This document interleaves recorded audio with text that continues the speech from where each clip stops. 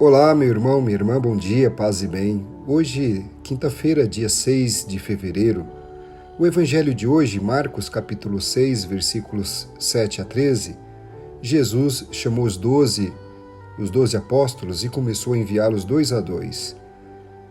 Então os 12 partiram e pregaram que todos se convertessem. A palavra de Deus hoje nos apresenta a missão dos 12 apóstolos. Jesus os envia. O Evangelho nos fala do envio dos discípulos para a missão, e eles já têm acompanhado Jesus durante um período relativamente longo. Eles têm escutado os ensinamentos de Jesus em parábolas e suas explicações complementares.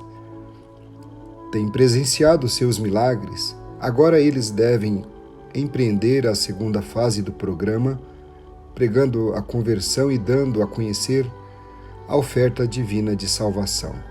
Esta é a primeira vez que os 12 vão se encontrar sós, sem Jesus, longe dele. É o tempo da igreja, é o tempo da prática. Durante os 5 primeiros capítulos de seu relato, o evangelista Marcos nos apresentou Jesus com seus discípulos com muita insistência diante da multidão e dos adversários. No momento de sua vocação, o evangelista Marcos havia dito: Jesus constituiu 12 para que ficassem com ele e para enviá-los a pregar. É igual ao movimento do coração, diástole, sístole.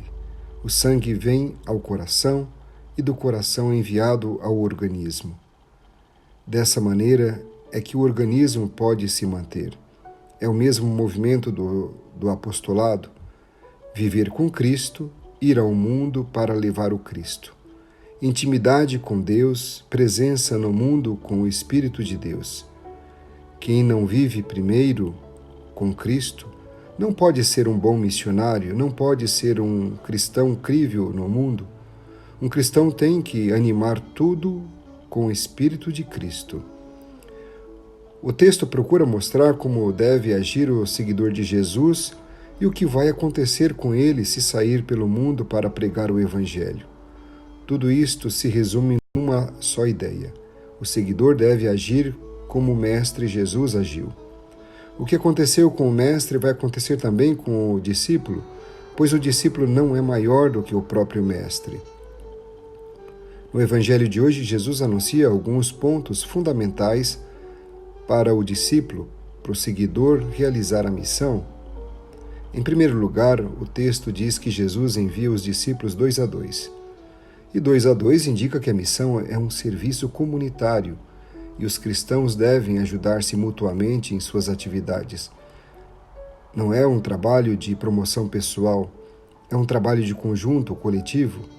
Ir 2 a 2 implica também a afirmação da igualdade e exclui a subordinação de um ao outro. Quem vive o Evangelho do Senhor deve estar em sintonia com os irmãos da sua comunidade. Jesus começou a enviá-los 2 a 2. Independentemente das razões bíblicas, esta expressão é muito moderna e avançada. Na Igreja de Jesus não se trabalha só, e sim sempre em equipe. É a vontade explícita de Cristo. A atitude de quem trabalha na igreja, na comunidade, deve ser interrogada a partir daqui. O individualismo tem formas muito sutis. Não gostamos que os nossos irmãos controlem nossos próprios comportamentos apostólicos e outros comportamentos. Cada um quer ser uma estrela solitária a ponto de apagar o brilho do outro.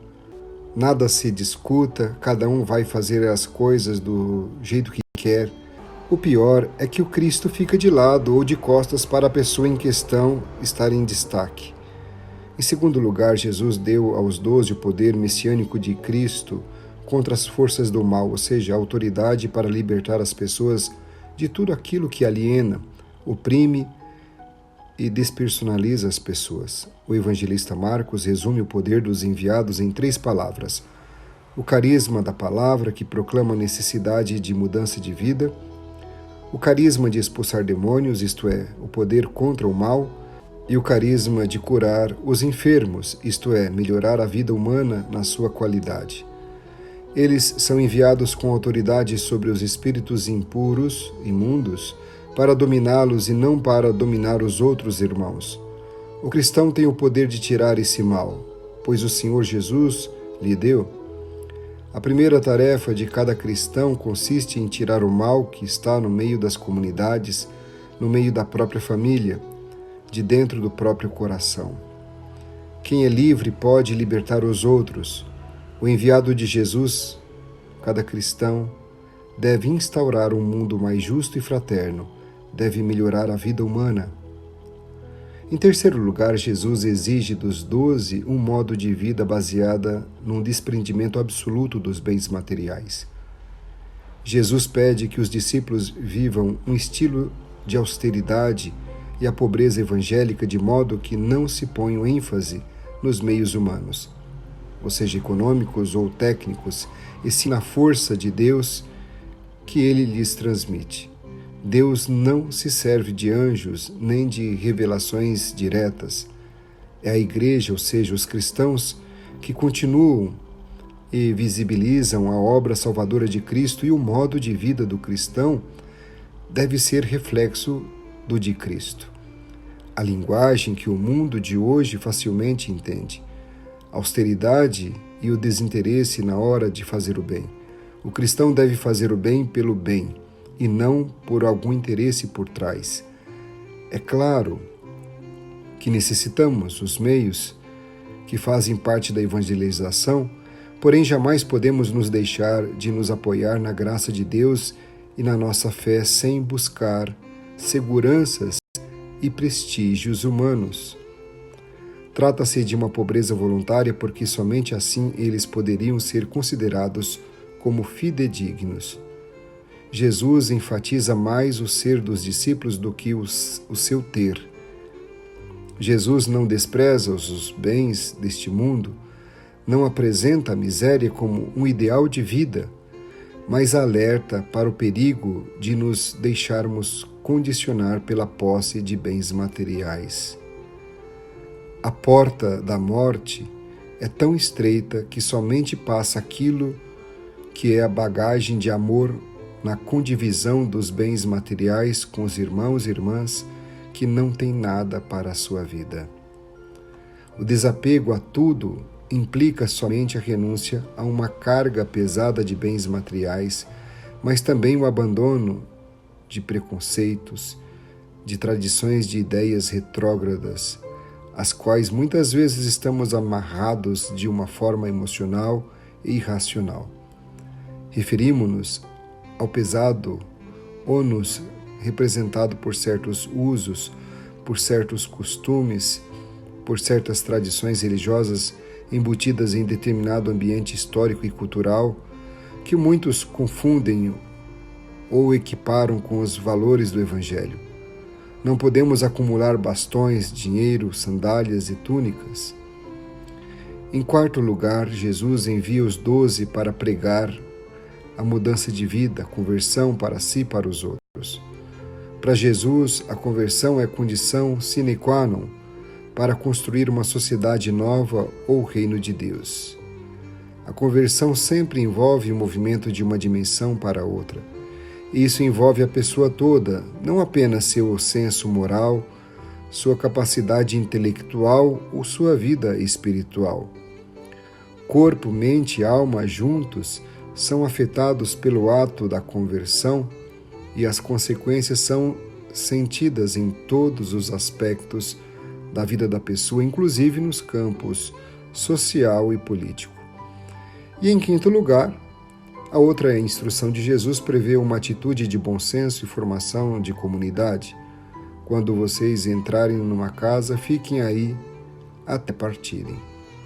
É interessante observar que não se fala para os discípulos irem às sinagogas, instituição judaica, o que seria contrário à finalidade do envio. Menciona-se somente o lugar e a casa, a família, que pode encontrar-se em qualquer país, onde aceitar a hospitalidade que a eles é oferecida sem mudar de casa, para não desprezar a boa vontade do povo, nem afrontar a hospitalidade oferecida. Os discípulos devem aceitar o que a eles são oferecidos sem mostrar reações ao uso do lugar. Quando vocês entrarem numa casa, fiquem aí até partirem. Isto não indica plena estabilidade para os discípulos, mas um local onde, com a sua partida, a comunidade possa continuar a se reunir e a dar prosseguimento à boa nova do reino. Os cristãos devem ensinar os outros a assumirem o compromisso a andarem com as próprias pernas.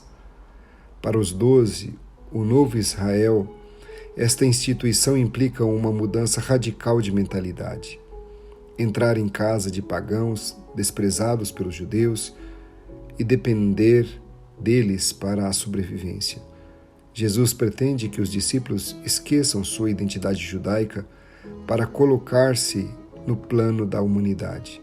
É preciso viver a humanidade para se tornar humano para os outros.